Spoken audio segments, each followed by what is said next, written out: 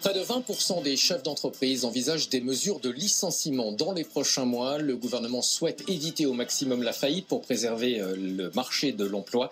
Qu'est-ce que ça veut dire pour le secteur de l'intérim? On va en parler avec Mehdi Tari, cofondateur d'EasyWork. Bonsoir, merci d'être avec nous en plateau. Le marché de l'emploi, évidemment, on en a beaucoup parlé, est secoué par la crise et les entreprises se tournent plus facilement du coup vers l'intérim.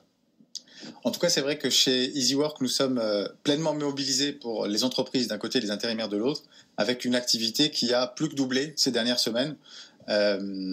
Alors, ça s'explique par un certain nombre d'éléments, hein, mais assez simplement, c'est qu'on a interrogé chez EasyWork 300 directeurs d'entreprises, grandes entreprises et ETI, pour leur demander quelles étaient leurs stratégies de sortie de crise. Et ce qui ressort, c'est principalement, dans tous les cas, quel que soit l'impact de la crise sur leur activité, des mesures de prudence. Ça veut dire réduction des coûts, flexibilisation de la main-d'œuvre, mais aussi une appétence plus forte pour de nouveaux modèles économiques et notamment la numérisation de leurs processus. Et c'est vrai que chez EasyWork, en tant que plateforme technologique de l'intérim, finalement, nous répondons parfaitement à ces enjeux avec de la flexibilité, des coûts inférieurs et une plus grande réactivité dans les recrutements. Quels sont les secteurs qui recrutent aujourd'hui ? Aujourd'hui, c'est essentiellement, je dirais, les secteurs essentiels, hein, donc c'est-à-dire l'industrie agroalimentaire, avec en particulier dans la chaîne alimentaire la logistique et la distribution. Ce qu'on appelle la deuxième ligne. La deuxième ligne, voilà, tout à fait. On constate aussi un rebond de certains secteurs, comme celui de la propreté, avec les désinfections d'après-crise. Mais on constate également que d'autres secteurs dont on attendait un redémarrage restent aujourd'hui assez peu actifs, avec notamment le BTP et l'industrie automobile. Et c'est d'ailleurs la raison pour laquelle chez EasyWork, on a décidé de nous mobiliser avec une initiative intérim zéro commission et d'offrir finalement nos services de mise à disposition de personnel intérimaire aux entreprises à titre gracieux, zéro commission donc, c'est-à-dire un coefficient d'1,47 pour les connaisseurs du marché.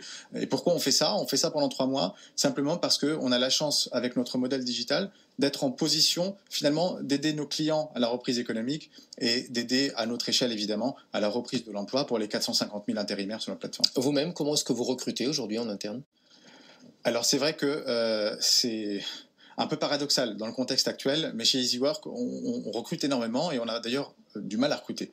On a aujourd'hui 300 postes ouverts partout en France de professionnels du recrutement, principalement des profils d'anciens directeurs d'agences d'intérim que nous recrutons pour rejoindre le programme Partner et donc déployer nos services de proximité et digitaux partout en France. Vous parliez des perspectives tout à l'heure en sortie de crise. Est-ce que les entreprises, du fait à la fois des incertitudes sur l'activité économique et aussi sur compte tenu des rigidités du marché de l'emploi en France, est-ce que ça pourrait favoriser l'intérim en France ?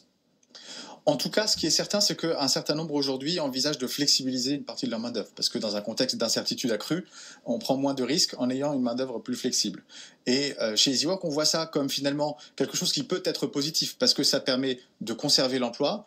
Et notre modèle, depuis le départ, consistait à améliorer les conditions de vie du personnel intérimaire. Et donc, si ça permet de conserver l'emploi, c'est finalement une bonne chose pour notre économie. Et c'est la raison pour laquelle nous sommes aujourd'hui dans une posture dans laquelle on veut réduire le coût du travail en offrant nos services à titre gracieux pour justement maintenir l'emploi et favoriser l'emploi dans les entreprises qui connaissent une relance plus ou moins rapide. Ce qui veut dire que la rigidité du marché de l'emploi français vous est plutôt favorable, du cadre juridique, puisqu'en France, il est plus difficile de licencier, par exemple, qu'aux États-Unis.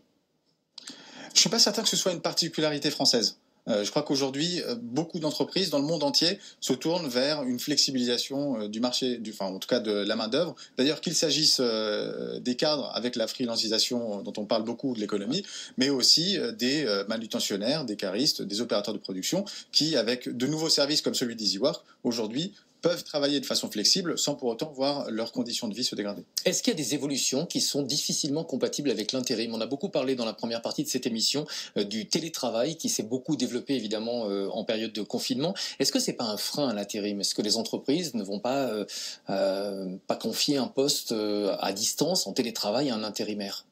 Parce qu'on aura forcément moins de contrôle et à la fois moins de possibilités pour le former. Oui.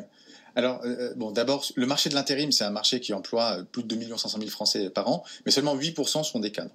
Donc, une grande partie des intérimaires sont des gens qui travaillent en entrepôt, en usine, etc., et donc pour lesquels le télétravail n'est finalement pas vraiment possible. Par contre, paradoxalement, le télétravail joue très favorablement pour le développement de nouvelles formes d'intérim, et notamment des formes digitales, comme comme celle que propose la plateforme EasyWork. Pourquoi ? Parce que beaucoup d'entreprises, pendant cette crise, se sont aperçues que travailler à distance, mais aussi que recruter à distance, ça marchait très bien.